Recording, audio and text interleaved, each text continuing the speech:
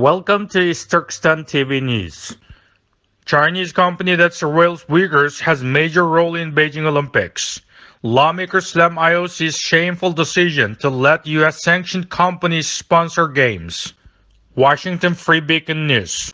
A Chinese company sanctioned by the United States for helping the government surveil Uyghurs is a major sponsor of the upcoming Beijing Olympics. iFlyTech is the exclusive supplier of automated translation software for the upcoming Winter Olympics. The Chinese government uses the company's technology to surveil Uyghurs and other persecuted groups. The Commerce Department sanctioned iFlyTech along with other Chinese artificial intelligence firms in 2019 for their role in human rights violations and abuses in the implementation of China's campaign of repression, mass arbitrary detention, and high-technology surveillance. Senator Jim Risch, the top Republican on the Senate Foreign Relations Committee, called iFlyTech's involvement in the Olympics truly shameful. The International Olympic Committee, which claims to recognize and uphold human rights, is allowing a Chinese state-sponsored company that aids the Chinese government's atrocious human rights abuse against Uyghurs to sponsor the Beijing Olympics organizing committee. Risch told the Washington Free Beacon, "This just goes to show that the IOC values profit and its relationship with Beijing over all else." The Beijing Olympics have drawn international scrutiny over China's human rights abuses. The United States announced a diplomatic boycott of the Games in response to the country's genocide of Uyghur Muslim population. China this week threatened that Olympic athletes whose speech violates the Olympic spirit will be met with certain punishment. Human rights organizations have long slammed iFlyTech for its collaboration with Chinese Communist Party. Authorities can easily misuse that data in a country with a long history of unchecked surveillance and retaliation against critics, according to Human Rights Watch. Joining Risch in condemning China's Communist Party is the top Republican on the House Foreign Affairs Committee, Michael McCall. McCall told the Free Beacon that iFlyTech's official involvement in Olympics is a perfect example of how Chinese Communist Party's influence is a threat to American values. Chinese journalists used iFlyTech technology during the 2020 Tokyo Olympics.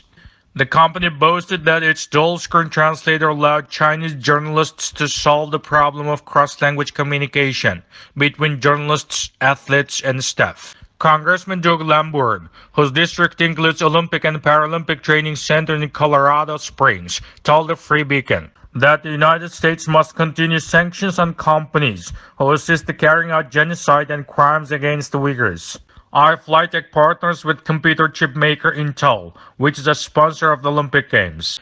Intel was an early investor in iFlyTech and has supplied chips to the company for its voice recognition technology.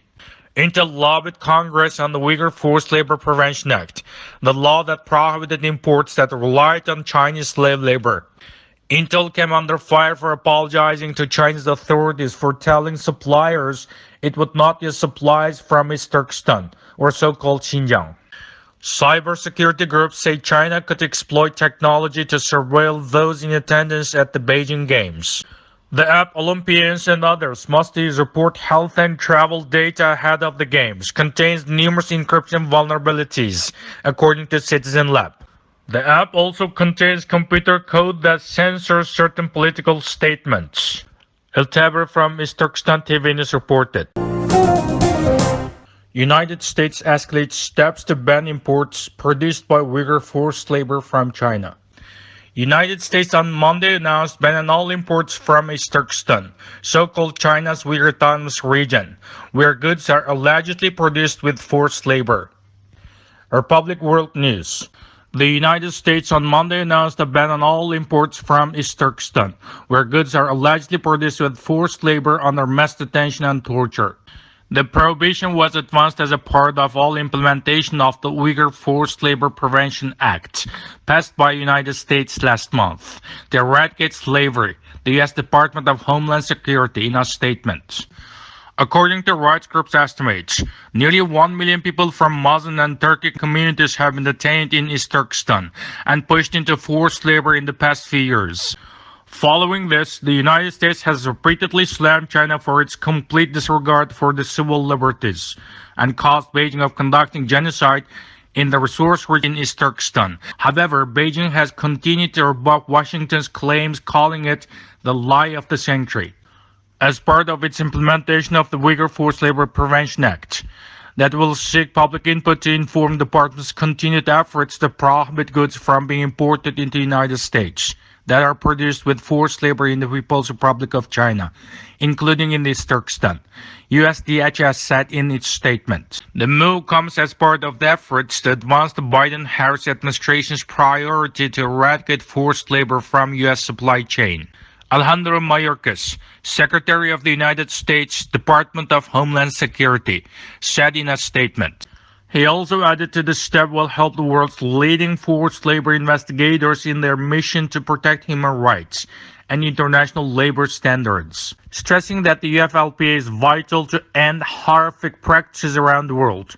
Secretary Mayorkas hoped to hear from the stakeholders in a bid to protect the trade ecosystem.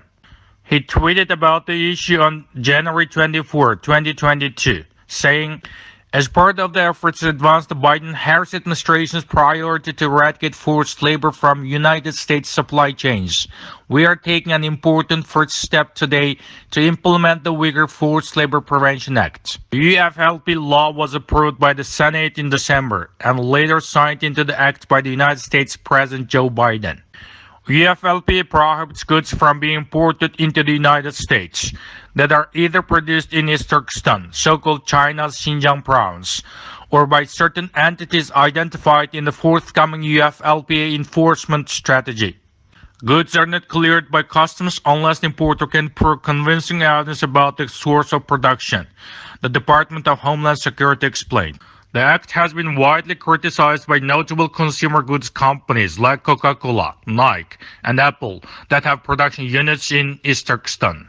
In addition, Chinese Foreign Ministry spokesman Zhao Lijian responded to the act by saying that the United States tends to overstretch the concept of national security as certain politicians politicize and instrumentalize science and technology, an economy and the trade issues based on ideology, BBC reported.